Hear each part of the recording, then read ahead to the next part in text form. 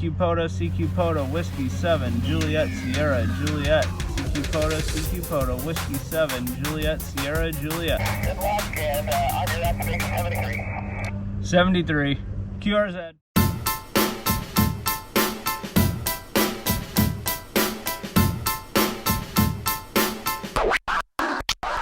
Hey guys, welcome to Hip Hughes History. We're going to travel back to Jamestown, Virginia today and take a look at the founding of America's first permanent settlement. What do you need to know? What's important? What's interesting?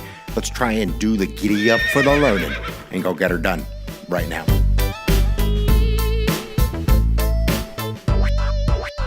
So first, Jamestown isn't the first settlement. The first settlement is actually called Roanoke. That's called the Lost Colony. Guess why?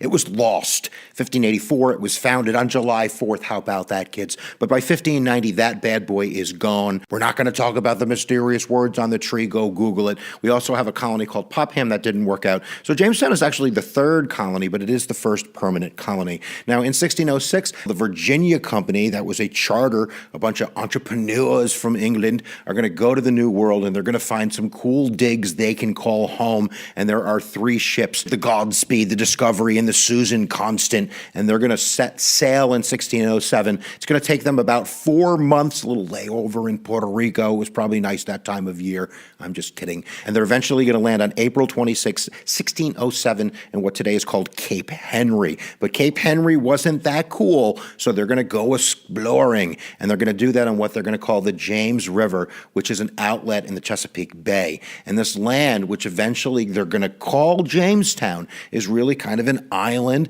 in the Chesapeake Bay. It's about 40 miles inward of the Atlantic Ocean. And on May 14th, 1607, they're going to make the decision. It's made by Captain Edward Maria Wingfield, Commander Christopher Newport, and a guy by the name of John Smith. And they're going to decide that this is the perfect spot. And now it was perfect for a few reasons, but it's going to be not perfect for a few reasons. Number one, Jamestown is on the James River, and this is a river that has a huge curve on it. So that's going to provide for, first, a navigable river, and second, it's going to allow for docking so they can get the stuff off the boats because the river is very close to the land. They're going to be able to do that. They also believe that it is very defensible because of the curve in the river, and that's why they chose it. But they probably didn't think of the reasons why they shouldn't have chose it. First of all, it is very swampy. There's not a lot of land that you can build anything on. There's huge mosquitoes. It's also in the middle of the worst drought, and archaeologists now saying about 700-year period, the worst drought ever. They're going to land during that period, and the agricultural there is kind of stinky anyway. That's why the Native Americans didn't live there. So we have the first colony settled in 1607, May 14th, 1607. Write it in your books, kids. We have the founding of Jamestown. Now let's see why it's not going to work out in the beginning very well.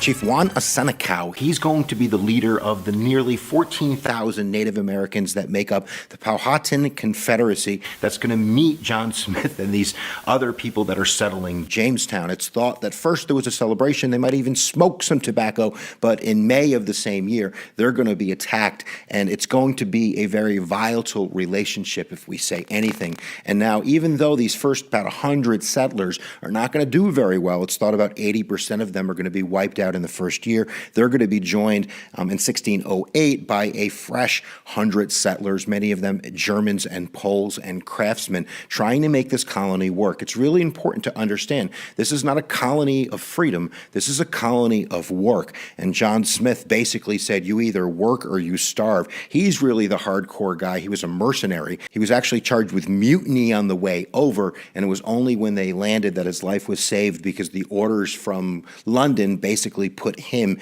in charge along with a few other people. So they're basically trying to scrap themselves together, basically live, and it's really not working out that well. So orders come from the Virginia Company that you really have to tighten the belt here. We need to make a profit. So they want a lot of gold. They actually also wanted one of the survivors from the Roanoke colony, and they're going to support that decision by sending over 7 ships in 1609 that are filled with supplies and about 300 fresh bodies, but there's a problem. There's going to be a huge storm, and most of those ships, including the main ship, the Sea Venture, are going to crash in Bermuda for about 7 or 8 months. And during that time period, they're building new ships to make their way to Jamestown, and this is why in 1609 we get what's called the starving time.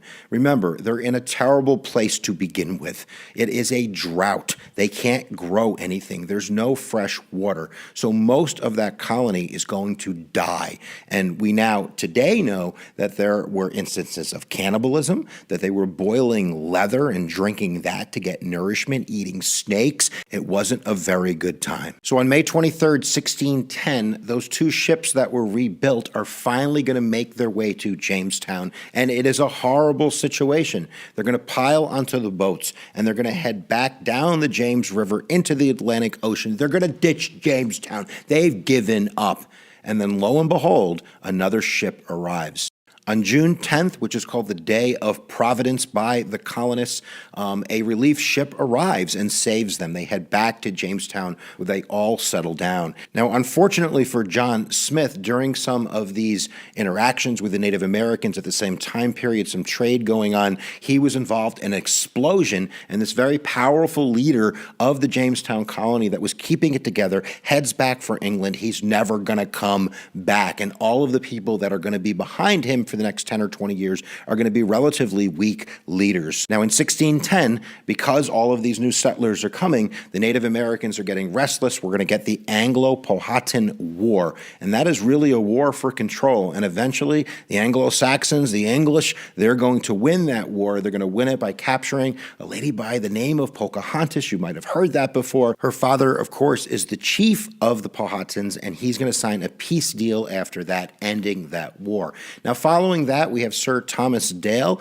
who in 1613 is really going to get the colony on the right track by issuing a 3-acre decree to the early colonists. So everyone's going to get 3 acres. Everybody else got a smaller plot of land. So everyone, in a sense, is going to kind of be economically self-sufficient. They have to provide for themselves and provide for the colony, provide for the charter. And that's slowly going to grow this colony. And it's also going to grow their land into Native American lands, which is going to cause more problems down the road. Now, in 1614, we get a new leader named John Rolfe. He's going to actually marry Pocahontas, which is going to create really a stronger peace between the Native Americans and these European settlers. Pocahontas actually is brought back kind of on a tour of Europe, and she dies in London in 1617. Her father died in 1618, and it was his brother, Chief Op-a-Chankau, who's going to take over. He's not going to be so friendly with these white settlers, and in fact, there was a massacre in 1622 where they killed 300 of these settlers,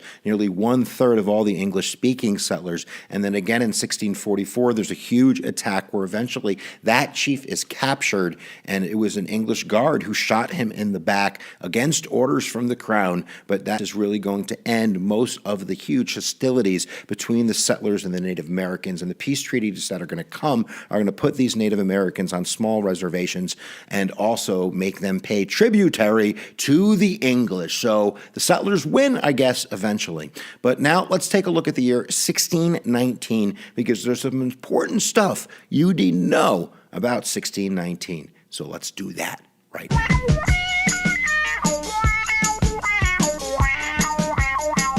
So 1619 is important for, I think, 2 reasons. Number one, it's the first time in this new colony that we're going to get the introduction of slaves. About 20 African slaves that were actually captured on a ship that was going to Mexico. They were bound for Mexico, but they were captured and they were sent to Jamestown. Now, another fun fact, and there's nothing really fun about slavery, is that out of these first 20 African slaves that were brought, a number of them actually became indentured servants. Now, that was where most of the people coming from were coming from, this idea of an indentured servant. People in Europe couldn't pay for these tickets, so they came owing money. They're working to pay this back. But the introduction of slavery, even if a few did become indentured servants, is, I think, a really critical point for all of American history, understanding that African slaves were introduced in 1619.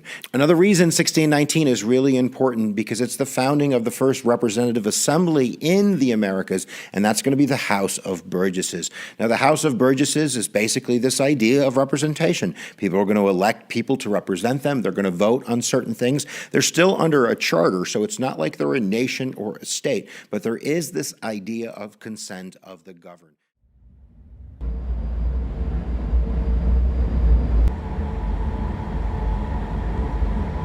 Okay, today we're going to make a piece of glass that's a tall-footed pitcher.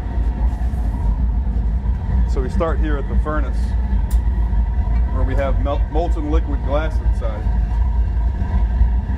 It's about 2,000 degrees Fahrenheit. So I reach in there and I gather glass out by dipping the blowpipe into the furnace and spinning the pipe. The glass kind of wraps up around the end of the pipe. Then I take it to this station here where I'm rolling the glass in a steel cup we call a block, and then I roll it on a metal plate we call a marver. By rolling it on this plate, I can start to shape it into a nice even cylinder. And right now I'll actually blow air into the glass to make it hollow. We take it to this station and use a few more tools. This is a wet piece of cherry wood we call a paddle. My breath and this pair of metal tongs we call jacks to elongate a neck for this piece.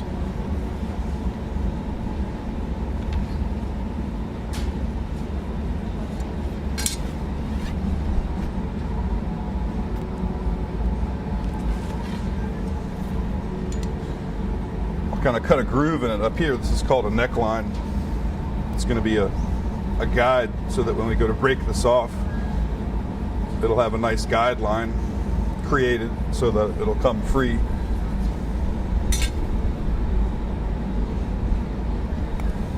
One more touch up on the bottom of the pitcher, and then we're ready to add the next piece of glass to it. We're going to cut off some hot glass on the bottom to make a base or a foot. So I've got another glass blower that's bringing some more hot glass from the furnace, and then we'll actually cut off the appropriate amount onto the bottom of this. Because the two pieces of glass are very hot, they fuse together permanently. Then I can use another one of those wet cherry wood paddles to flatten the base.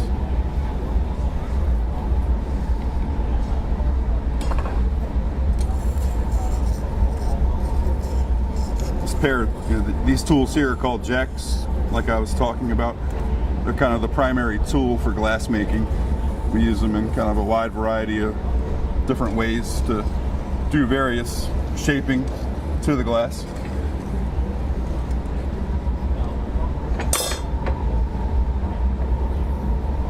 Now we're ready for the next phase, which we've got to get it off of this pipe and transfer it to a second rod called a pontil rod.